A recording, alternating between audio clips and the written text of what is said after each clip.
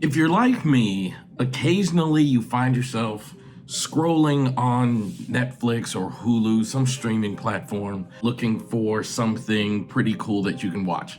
And I really love documentaries, so I was just kind of scrolling through looking for a documentary I could watch, and I came across one called Taking Care of Maya. I never heard about it before. I just see this documentary and it was so moving and so touching and hit so close to home in my work professionally that I had to make a video about it and talk to you about some very important concepts that come up in this documentary. But before I do, let me reintroduce myself. My name is Elliott Connie. I'm a licensed psychotherapist, and in the Therapist React series, I take content from the world, what's going on in the news or pop culture, and I make a video and show you the reaction that comes psychologically and what's going on in the story, and that's what this series is all about. So support my channel, subscribe to my YouTube channel, make sure you have your notifications on, hit that bell so you get notified every time we post a video. Therapist React series comes out every single day, Monday through Friday, and I hope you enjoy it. So first of all, the thing I need you to know is this is a shocking true story.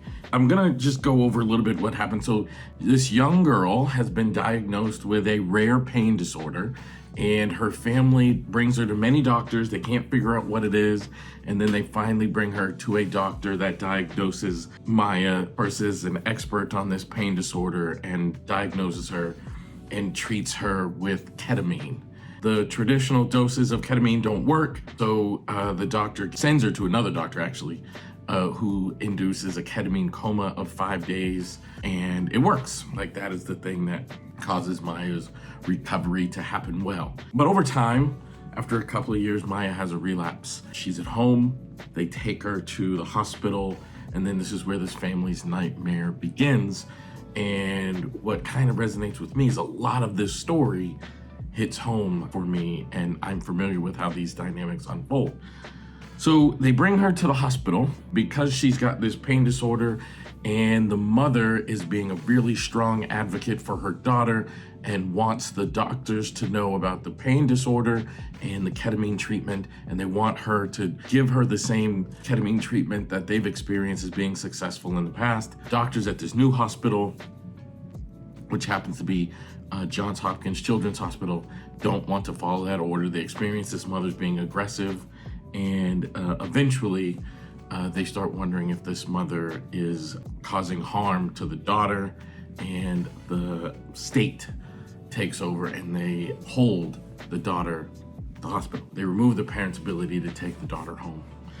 Now, as a psychotherapist, I've been in many situations where the mental health professionals, in this case it was a social worker, they get more interested in trying to, like, this is gonna sound terrible, but almost like have a hero complex about wanting to be right instead of doing what is right by a family or by a person. There's a syndrome known as Munchausen by proxy. Munchausen by proxy is a situation where the mother, usually it's the mother, gets attention from either keeping a child sick, making a child sick, fabricating an illness, or exaggerating an illness. And in this case, the hospital determines that this mom has Munchausen by proxy, is keeping the daughter sick, and they remove her ability to see her child, and they remove the child's ability to go home. The father still had some visitation.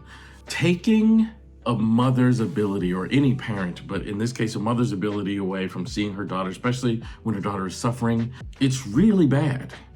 And what happens, and I'm familiar with this, I have been to court systems and court cases in hospitals where my testimony and my assessment was really important. And if a parent is like really wanting to advocate for their child, and then you remove that parent's ability to care for their child, they're going to escalate. It's going to cause a level of panic. And that's what happens here, and it just further confirms that they're correct, and they don't allow this mother to see her child. It's really awful. There is so much research that says the best thing that can happen is for a child to be in the care of their parents. That is the absolute best case scenario for a child's well-being, to be in the care of their parents. And in this case, they removed it. Now, what I kept thinking as I was watching this story is, if it's Munchausen by proxy, when you remove the parent who's either exaggerating or making the child ill, the child should start feeling better. But that didn't happen here. The child was in the hospital for 97 days and continued to experience the symptoms of this pain disorder. I can't understand why the medical professionals didn't return the child home, because it so clearly was not Munchausen by proxy syndrome. But they kept the mother away. The father had some visitation, as I said. They kept the mother away. And where it gets really, really difficult is they kept having hearings to determine whether or not their daughter could come home. And they kept deciding that she couldn't. And then in one of these hearings, the mother asked, "Can I please hug my daughter?" Because they were all in the courtroom, and the judge said, "Unfortunately, no, you can't." And the mother went home and lost her life to suicide. That family will never be the same again. That family will never be the same. And I was hoping for, some closure in this documentary, but the family, it's now been years and years, like 6 or 7 years since this has happened. The family's taken legal action against Johns Hopkins, taken legal action against the professionals that intervened. And I hope that they get all of the justice and closure that they can. The documentary ended with the legal things are pending and there's stuff happening and whatever. I was really hoping it would end with some closure, but it did not. But I want to say, number one, I hope that we can make this video and number one, understand what Munchausen by proxy syndrome is. I know that parents that are animated, passionate, and wanting to advocate for their children are often accused of being parents that are not fit. But think about when your child is in care. We got to do a better job of taking a step back and realize this is just a parent that really loves their child and wants their children to do well. Second thing is, I want to further emphasize the importance of keeping the child in the care of their parents. There is a mountain of research that says this is in the best interest of the child. Now, I fully understand that there are circumstances when the child needs to be removed for their own safety, and those things should be assessed by a medical professional, but also with common sense.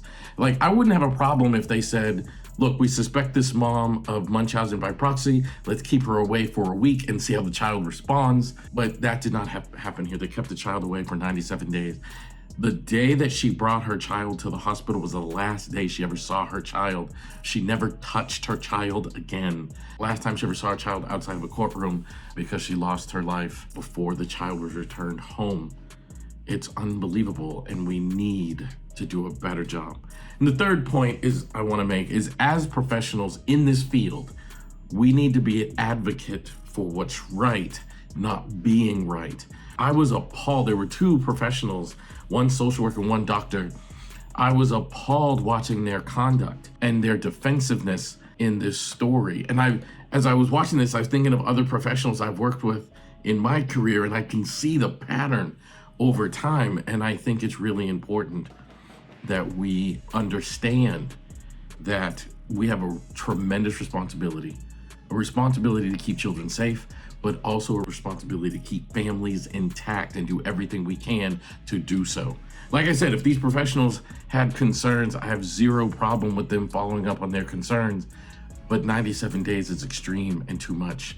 That judge not letting the mother hug the child in the court, in the documentary, they said it was the last straw, and she went home and took her life. I just think it's incredibly sad, but unfortunately, it's not incredibly rare. So as a professional, I felt compelled to make this video in the Therapist React series, because I think as a society, we need to do a better job of understanding that it's our job to keep families intact, even when we're concerned. There was a reporter in the story who wrote a story about this case, about this family, and all of these other families came out and said, we've had the same experience with the same professionals in the same hospital. And then other people said it's happening all over the country. And as a practicing clinician, I've seen it too. I think it's our duty to protect children. We see children in peril. We need to protect them, but we need to do so with common sense. And I think it's our duty to return children to their homes as quickly as possible and use therapy. I was sitting on the couch watching this documentary. I wanted to scream, send the child home and engage therapy. Put the parents, if you're that concerned, in therapy so that they can heal from whatever is causing them to behave in a way that's causing you concern, but that did not happen here, and this family will never be the same again. And I am embarrassed, and I am shocked, and I am sad at the role that professionals played in creating this dynamic, and I hope they are held accountable, and I hope the family at the center of this matter finds justice, closure, and healing. So thanks for watching this video. I hope you enjoyed it. Please like, share, and subscribe to my YouTube channel. Hit the bell so you get notified every time I post a video. Every Monday through Friday, we do a Therapist Reacts video. Love y'all. Thank you for supporting my channel. Hope you enjoyed this video. Chat soon.